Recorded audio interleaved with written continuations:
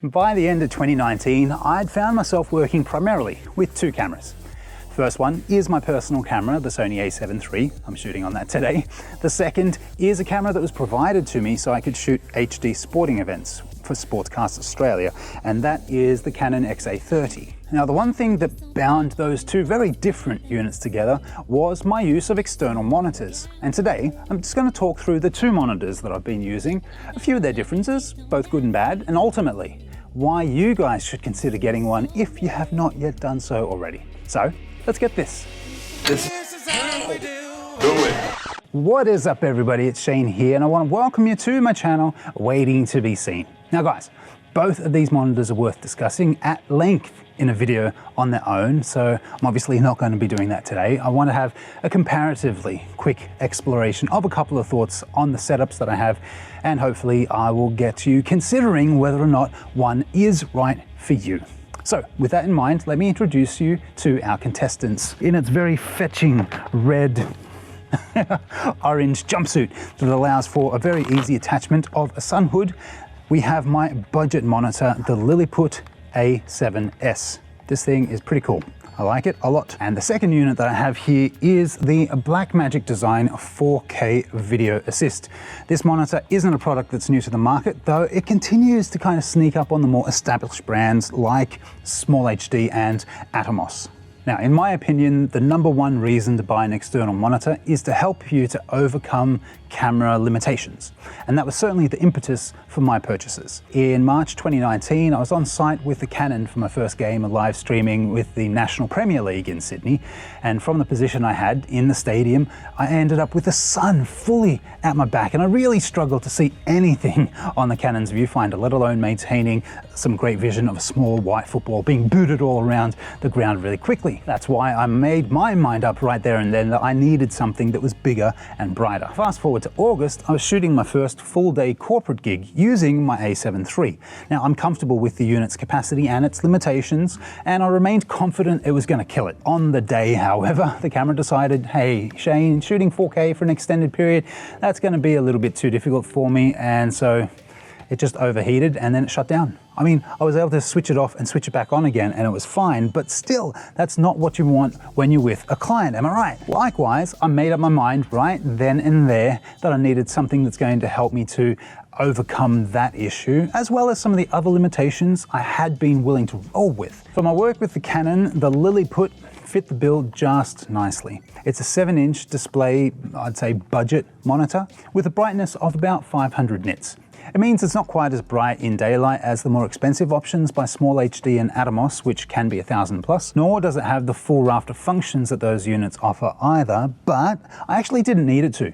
While shooting on the Canon XA30, dude, anything brighter than the viewfinder was going to be amazing. Plus, I actually just needed a monitor. I didn't need to record, I just needed to see better, and I needed to have an HDMI throughput that wasn't going to do anything to the signal that I'm sending to the streaming kit. And so the Lilliput ticked those boxes, and it did so at just 250 Australian dollars. That made it 80 bucks cheaper than its nearest budget competitor, and $750 cheaper than a Small HD branded 7-inch monitor that has the same brightness level. So it was a no-brainer for me to get this unit. Let's fast forward once again to the day of the corporate shoot, and I realized after the overheating situation had gone down, I'd need a solution, and because the Lilliput is just a monitor, it wouldn't be fit for purpose, so I needed something new.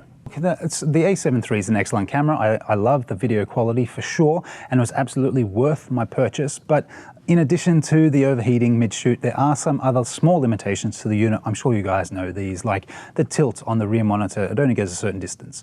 The camera records 8-bit 420 internally using the XAVC S codec in that MP4 wrapper. Tied into that, it means that there's a time limit of recording for 30 minutes. And in what is probably one of the strangest ones for me, if you use an external monitor but then you record internally, you actually lose face tracking autofocus. They're not insurmountable issues, but they're also not ideal. So I made the decision once again to purchase the cheapest option that was going to actually get the job done. And in this case, I went with the Blackmagic Design 4K Video Assist. Now, let me just quickly sound off on the biggest negative I found with this unit. If you're after a bright outdoor recorder, this is not the droid that you were looking for. I couldn't find direct specs on the brightness values from BMD themselves, though I've found some notes that estimate the brightness sits at around 300 nits. At that rate, if you're in full daylight, you're actually going to see the reflection, your reflection, on the monitor more than you're going to see any image that it might be showing. So if you're looking at something that's going to be an outdoor monitor, this is not it. With that being said though, for me, I still made the purchase as my corporate work is indoors. It was fit for purpose.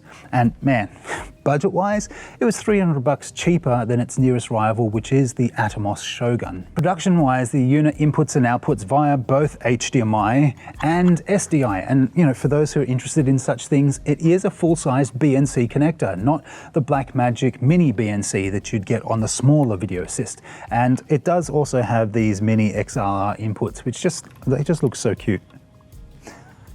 And you know what, I actually really like the unit's capacity to record up to 10-bit 422 ProRes or DNx HD 4K 60 frames a second footage. I mean, that is amazing. This little unit can capture at a quality that's going to be useful for film or VFX type shoots. With that being said though, it's only going to capture at the rate that is being inputted to the unit. And as noted before, the A7iii, it records internally with 8-bit 420, and unfortunately it only outputs 8-bit as well.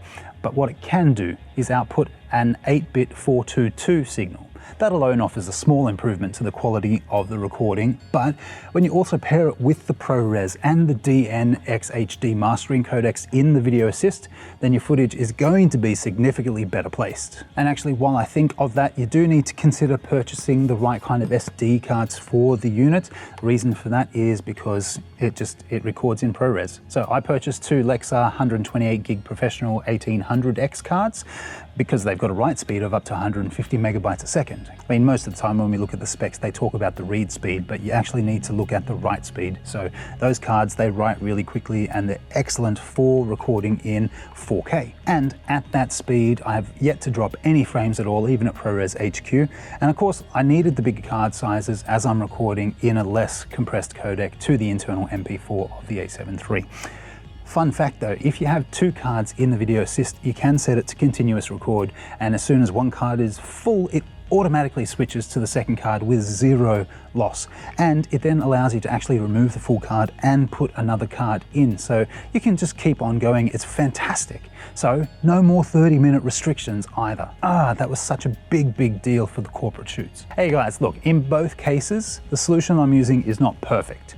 Okay, it would be really excellent to have a daylight monitor with over 1000 nits of brightness so that I can still clearly see my footage even when the sun's at my back. And of course, it'd be super amazing to have a recorder that could do that too, but I don't. And what I did instead was I went out and bought some hardware that was going to assist me for the job that I had at hand, and I did so at a really reasonable price. I think I want to finish off on that point actually. Do I think that you should buy an external monitor and/or recorder? Dude, yes, 1,000 times yes. Do I think that you need to pay $2,100 for the Atomos Shogun monitor recorder though? Well, no, not unless it's absolutely necessary that you have that piece of kit. We just need to be wise with our purchasing decisions. Don't rush into it, but do the research. And in some cases, you can even wait for the tech to get a little bit better, which is going to drop the price of the tech you might currently be looking at. Smart. I hope that all made sense, guys, and if you've enjoyed this video, then please do hit the like button down below. If you think today's video and other content such as this may be of use to you in the future, then consider subscribing to my channel today. Click on the big red subscribe button down below, click on the notification bell, and YouTube, they'll do the rest, man. They'll let you know as soon as the latest waiting to be seen content drops. Thank you so much for stopping by. This is Shane from Waiting to be Seen. Have a fantastic weekend, a brilliant week to come, and I'll see you next time. Bye. That's gonna leave a mark. What?